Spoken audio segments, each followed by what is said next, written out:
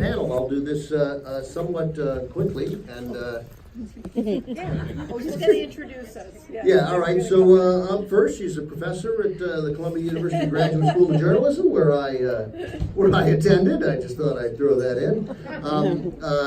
One of the producer directors, I guess writer too, right? That counts, right? Yes, Writer, counts, producer, yeah. director of the of RBG, Betsy West.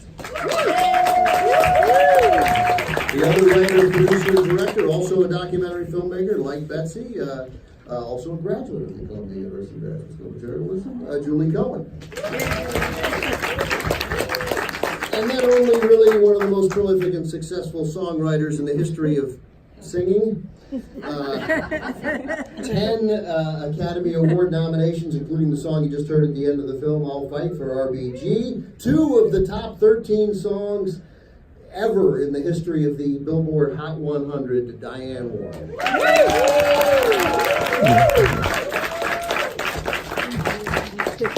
Welcome to all 3 of you. Thanks for coming.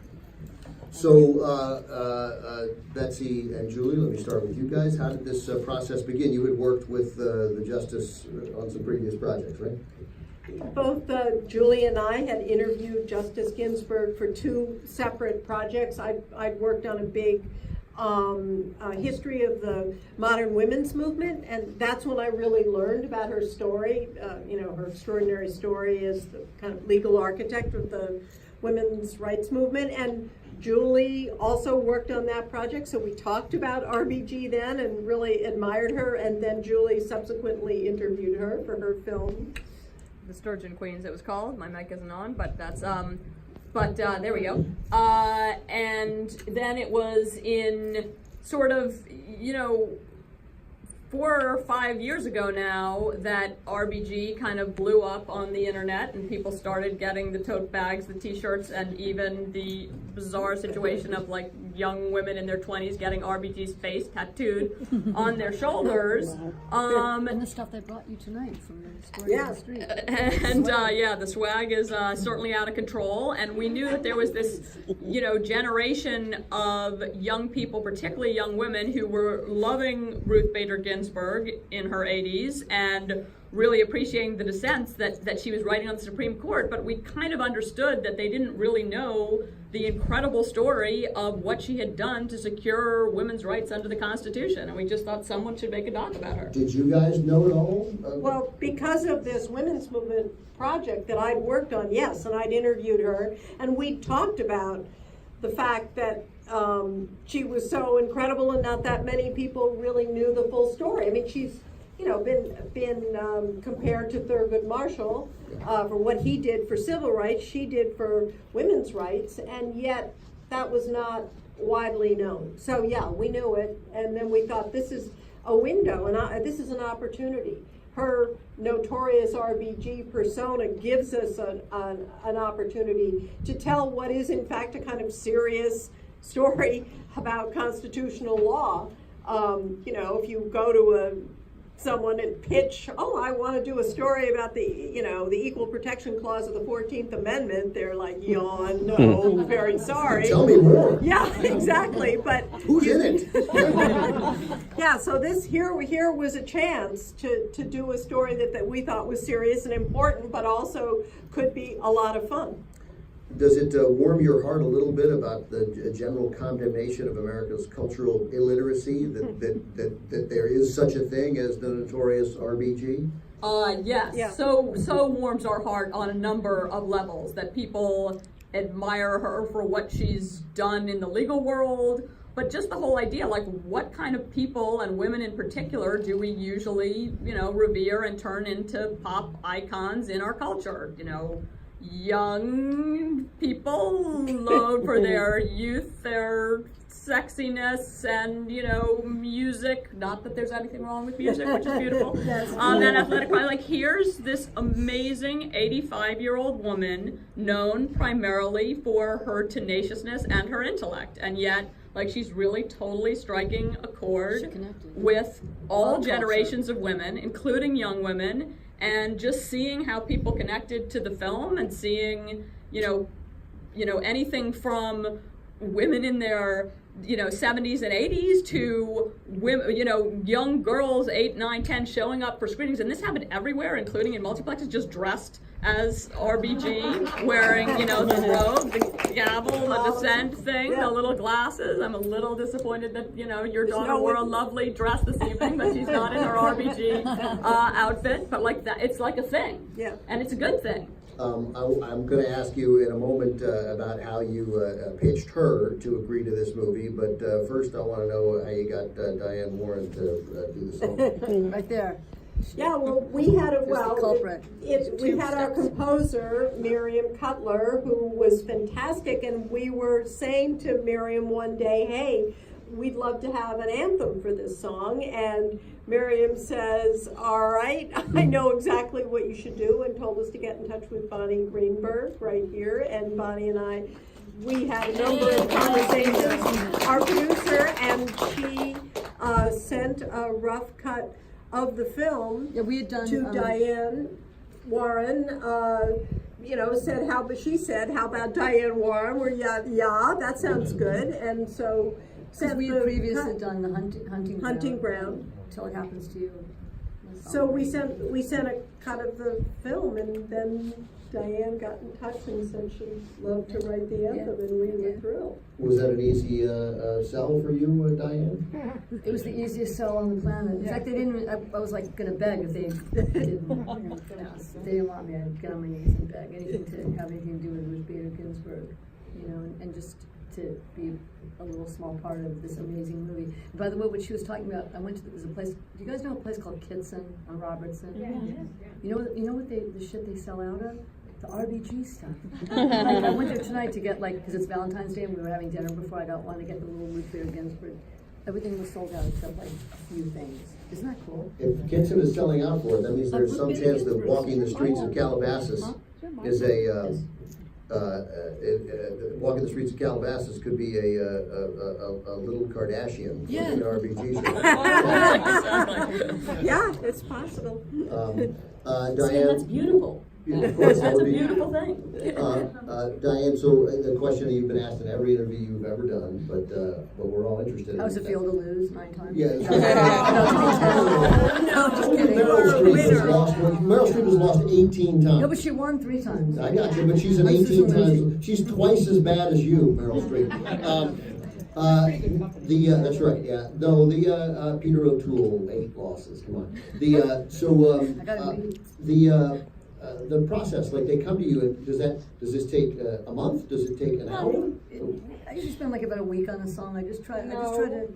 Well, there was more. We spent 7 weeks on it. Well, that's before I true. went to that. That's true. We fix some stuff up and things like that. So I'm trying to make it sound really easy. You're undervaluing how long it took. No, it took time to get it right. This was a really special, project. It had to really represent the greatest woman in the country, basically. Yeah, I was telling when we were watching it again today, and my daughter came in for the end of it, and I was trying to explain who she was, and that seemed, my daughter's 5, seemed too complicated. So I was like, she's the most powerful woman in America. She's like a superhero. That's right. She's a real life superhero. So how did you close the deal with the justice to get her to participate? Gradually. Yeah, I mean, our first approach when we wrote the email in January of 2015 suggesting this idea, she wrote back very quickly and basically said, not yet. And at that time, she was 82 years old. We're thinking, okay, if not now, when? But then we realized, well, she didn't say no. Yeah. And so we went back a few months later with a proposal that, okay, you don't have to talk to you, but we would love to talk to the following list of people.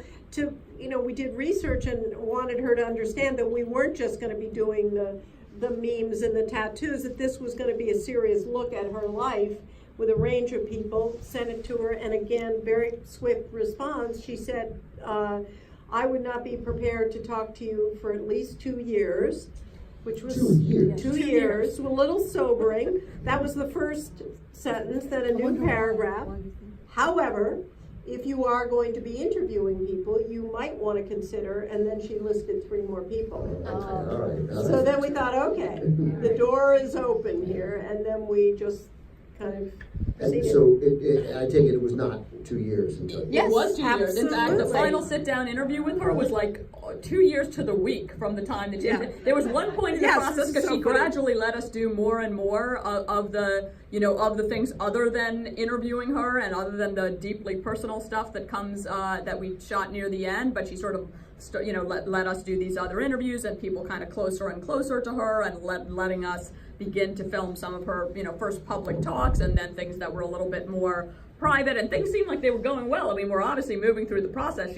She knows we've done 12 or 14 interviews. So at some point, I can't even think of the occasion, we were like, we were wondering if maybe sometime this fall we might, and we got an bounce back really quickly saying basically what part of 2 years did you not understand?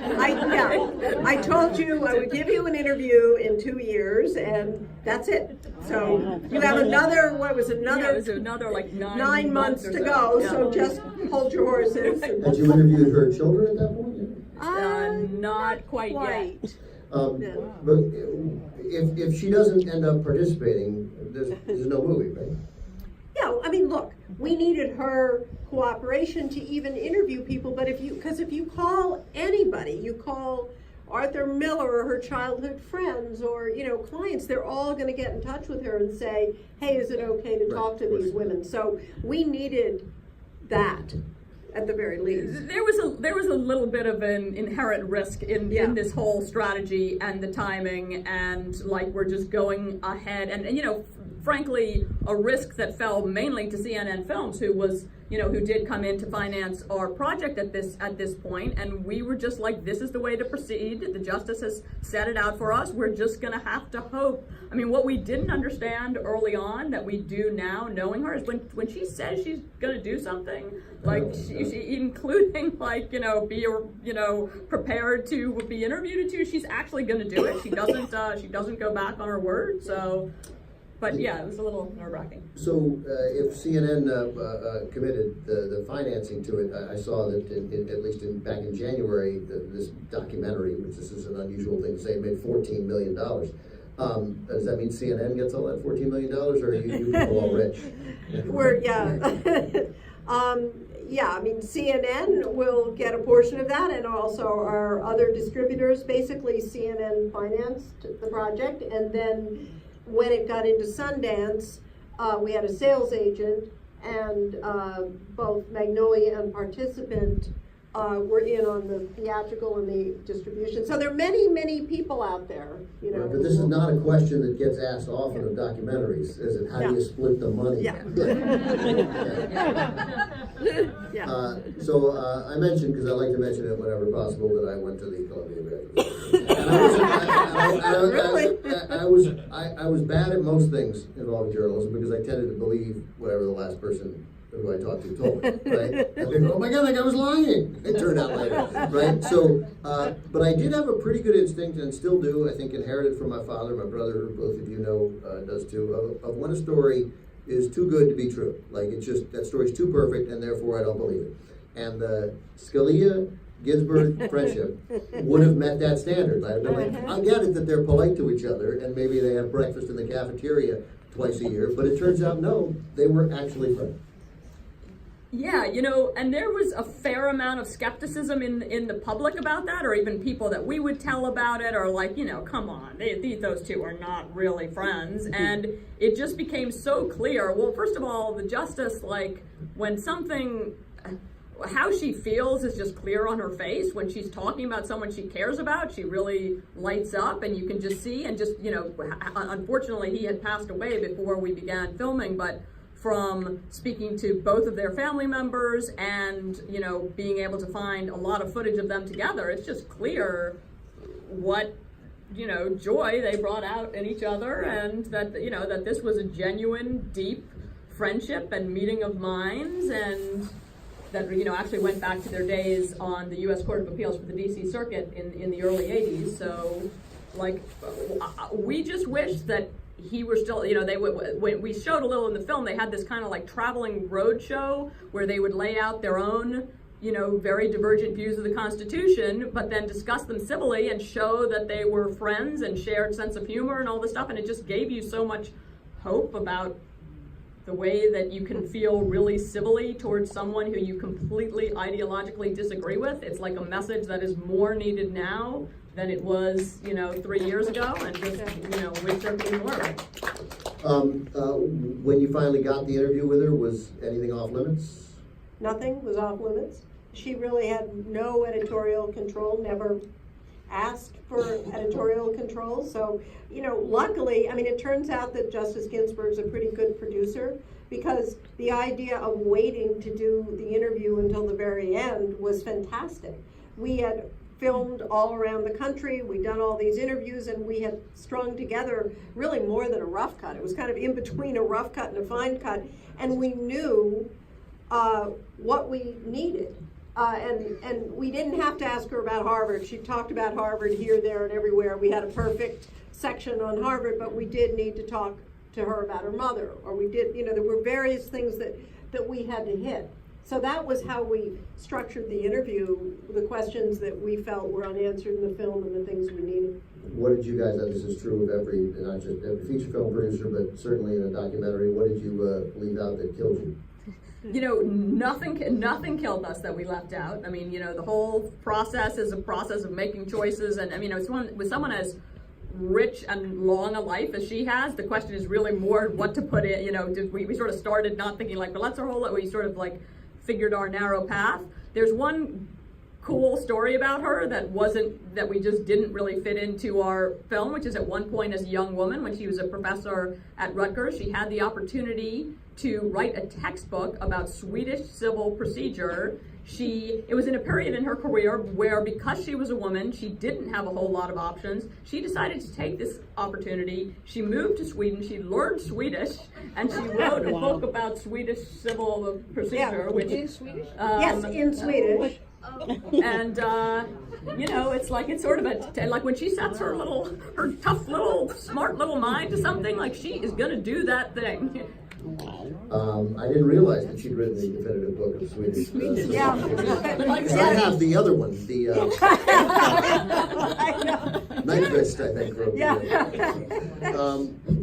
So everybody in my family loved that wonderful familial moment of, you know, these are beautiful letters that her husband has written her that just break your heart, and they're such a wonderful love story, and he's such a hero in the movie, especially given the time that they were together.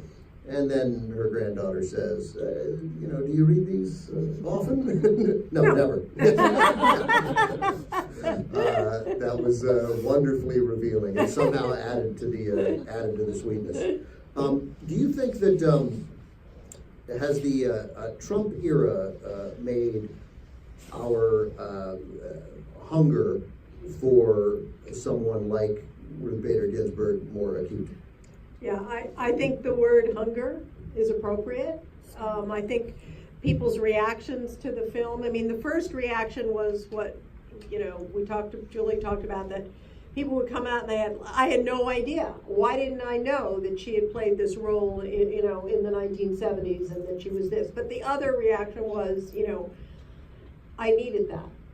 Yeah. We need some inspiration. We need to feel some hope. We need to feel that our, you know, public servants are upholding an ideal of our democracy that perhaps has been lost somewhat. I mean, just people react so strongly to her strength of character and to what she represents. So I think, yeah. There was so much in there, and I do a political talk show in addition to TCM, and I thought I knew a lot about Ruth Bader Ginsburg, but 88% of what was in that movie was new to me. Diane, I take it, was that true for you too? Did you sort of? I mean, we knew she was great, and then but especially the love story.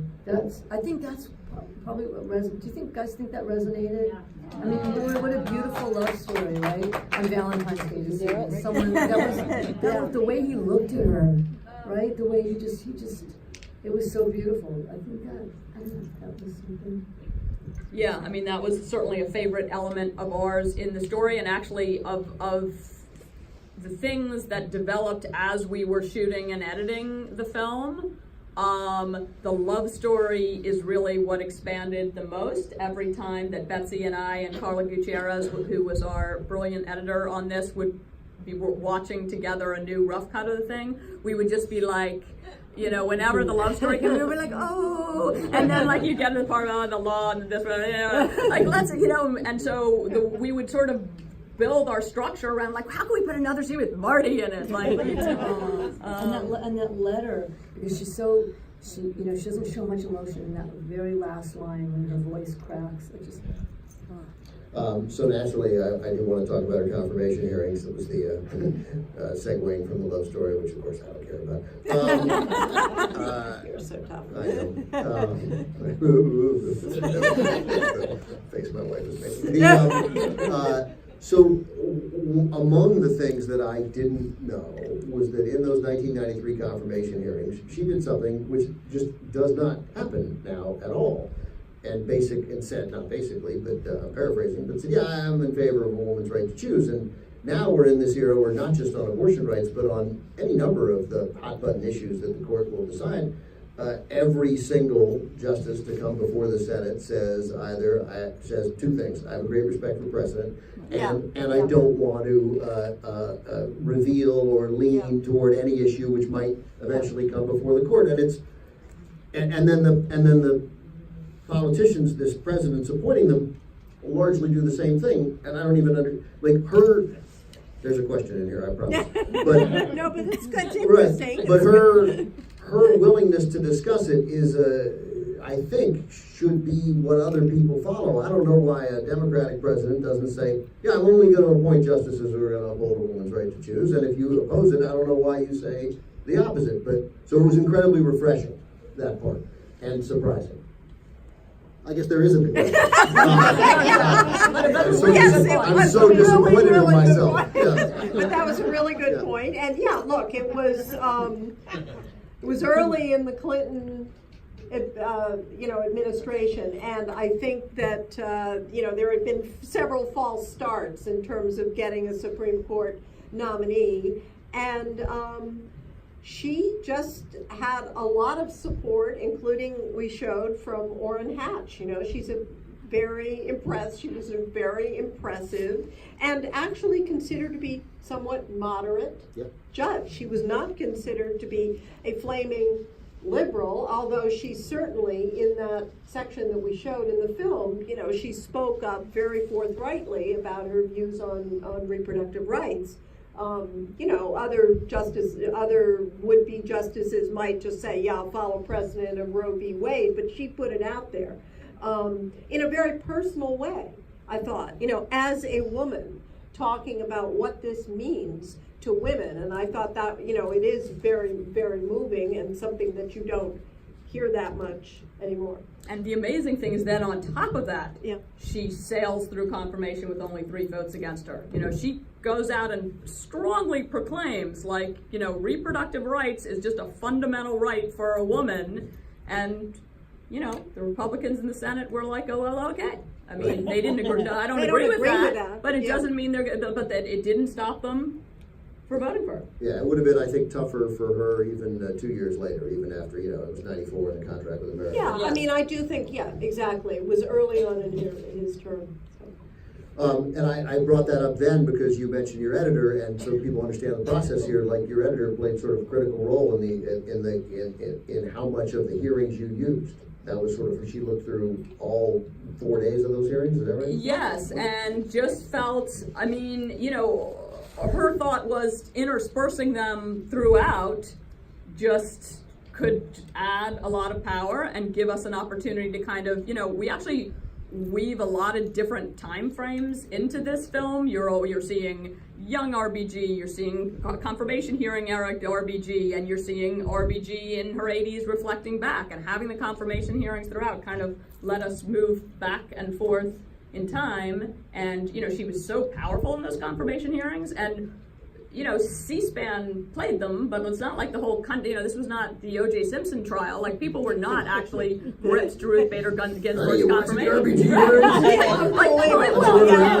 It wasn't like the Kavanaugh hearings. People people this just hadn't widely been publicly seen, so it was sort of, felt like very fresh material, even to us. It struck me that her kids answered your questions in a way that was, obviously you didn't write them, but they were so perfect, right? I mean, the kids were just, everything they said was perfectly timed. I mean, they were like professional actors. They nailed every single thing. And I mean that in a good way, but they,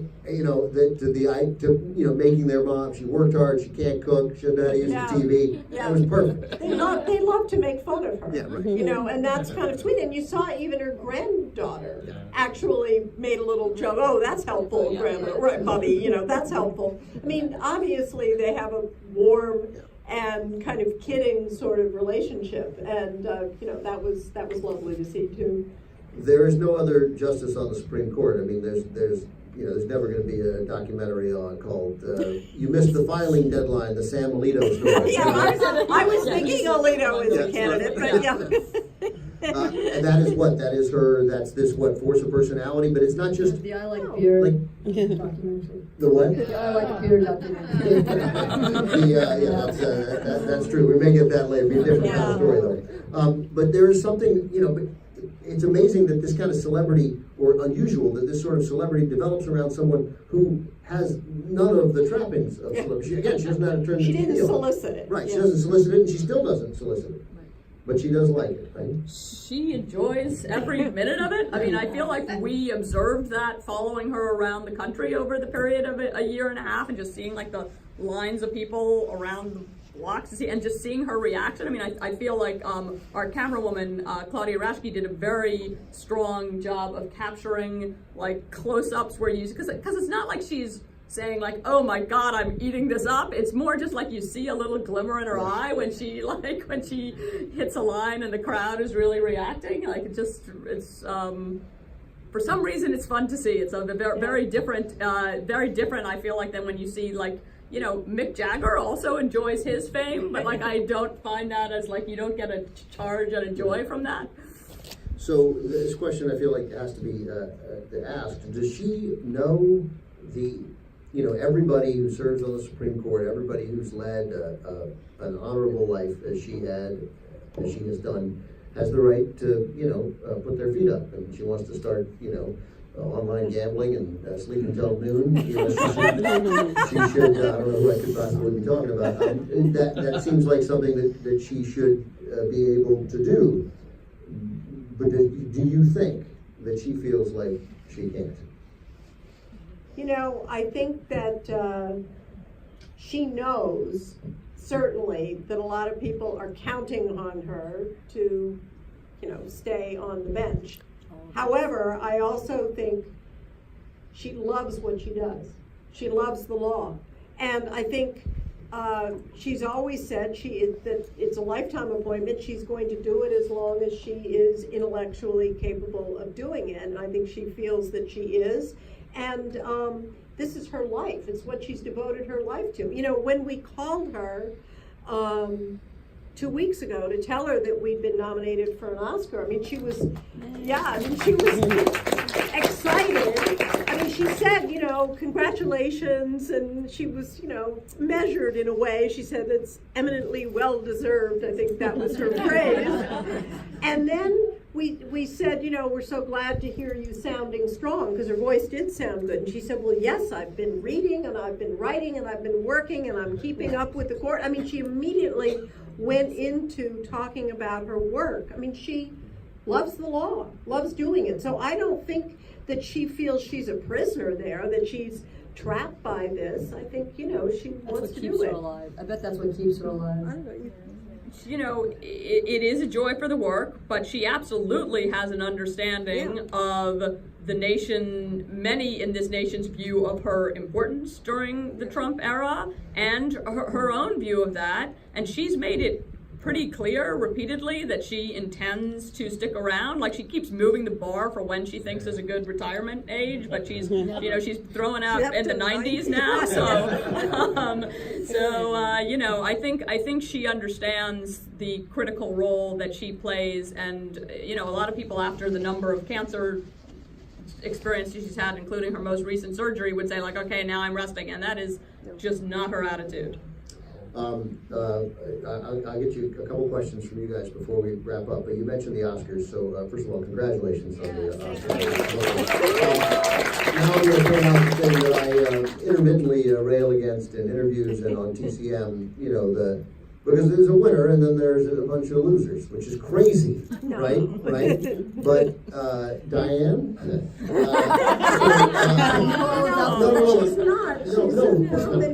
how do you, you know, these guys, you're co-favorites to win this Oscar with another film.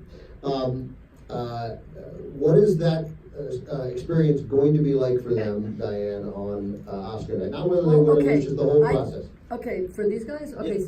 so it's your first And time. for you, It's yeah. your first time in the rodeo. Okay, so I'm an old timer with it. It's like, again, my 10th time, lost 9 times, most likely 10. Not to be negative, I'm up against Lady Gaga and Star is Born. Yikes. I think you guys have a real shot at winning this. Yeah. So, have your speech ready.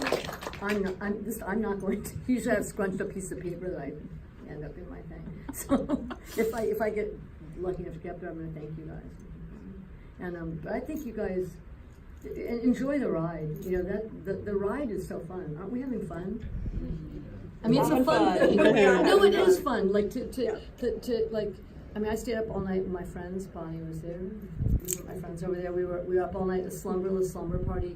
Like, I love when people go, yeah, I went to sleep and then my Before the nominations are announced. Yes, right. Right. Anyone who claims that they slept through it and like, could that possibly be true? Oh, fuck you, I care. I stayed up all fucking night. And then was lucky enough to hear these guys first. You guys, your category was before. I was like, yes. And then, oh God, they haven't gotten a song yet. And then, I don't know, I was in shock. It's exciting. You know, there's a lot of movies made, there's a lot of songs, and they pick 5.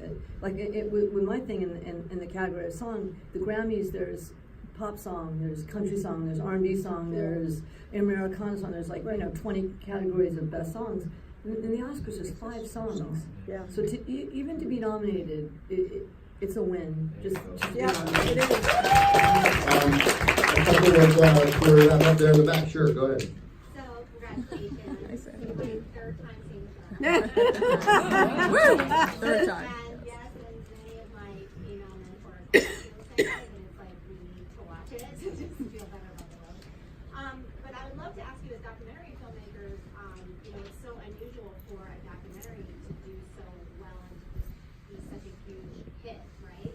So it's put you guys in a place where you can, what do you want to do next? We have all this newfound sort of power. Yeah, I'm actually really glad that you put it that way, because I do think that's sort of how we, you know, over the summer as it became clear, like, oh, you know what, the whole situation with RBG is going to rise, you know, is going to raise new opportunities for us, and we'll take the, you know, Spider-Man with great power, opportunities come great responsibility. Like, let's take this opportunity to try to do some good with it. And given that the theme here is like, we kind of want to hear more about women's stories that one should know more about, and somehow we don't. We're sort of playing on that theme. We're actually have two projects going at this point. We're not saying who the women are, but both women, American women whose stories you need to hear more about. That's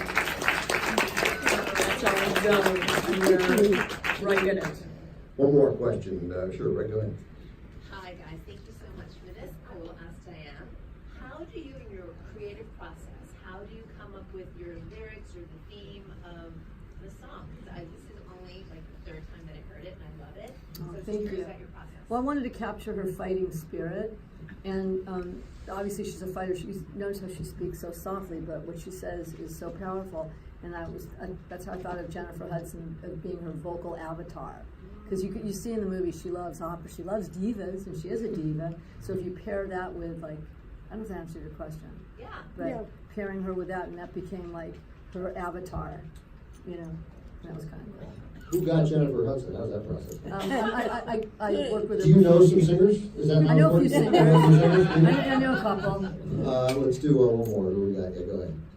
I wanted to ask what advice you could give to like aspiring producers and directors, especially women in the industry who are wanting to do what you do, especially at this level, and to see your success is really encouraging and inspiring. So, what advice could you give for everyone? Congratulations. Thank you very much. You know, I think if you want to do this, you've got to put in the time. You've got to find people you can work for, even at a lowly level, to try and learn the ropes. And people that you admire and think are doing good work, that's the way to kind of turn yourself into a kind of apprentice and just get in there and be willing to work super hard. And you know, if I look back at all the various jobs that I had over the years, in fact, each one of them sort of taught me something and helped inform being able to make a film, and that's what you're doing. You know, you're trying to kind of just hone your craft. Making it about, you know, young women specifically, I think often with women, it's like your own tangles of self-doubt that can be one's worst enemy. What we do is hard. Stuff goes wrong, like All maybe the time. 30 or 40 times a day. Like the whole project feels like it's going to come cascading down in a ball of flames, always. Sarah's nodding her head back there. And like, you know, I think a more guy way to look at things might be like, but I'm great and I'm going to make this happen and it's all going to be, you know, and I think women need to internalize a little bit more that whole feeling of like just pushing past those like paralyzing self-doubt. Tell me, Stephen, before we go, how many of these Q&As have you done in support of the film since it came out? Well, Julie just estimated she thought around 200. Oh, But that seems a little high to me, but maybe you're right, because there was starting with our festivals, Sundance premiere and more then than the a year theatrical ago. release, and then whatever Yeah. number. But we still like it a lot. Yeah, So what- thank you all for coming. Yeah, What was that the- was really good. What was the second best one? The one where we were speechless at Sundance. Well, that, maybe? yes, the Where- one with that RBG was at. That RBG was at, and then came down to the front. And we just literally just sat there. It was When our we first were- time seeing the film. She'd so. never seen the film before, and then she was, you know, saying what she thought of it, and that I it take really. it, she loves it. She did like it, and we could barely speak. What would you do if she didn't? You'd be fucked. Yeah. It would have been awkward. Guys, thank you so much for coming. Betsy West, Stephen Cohen, DIANE WARREN, the Academy member, vote for RBG. Thanks, guys.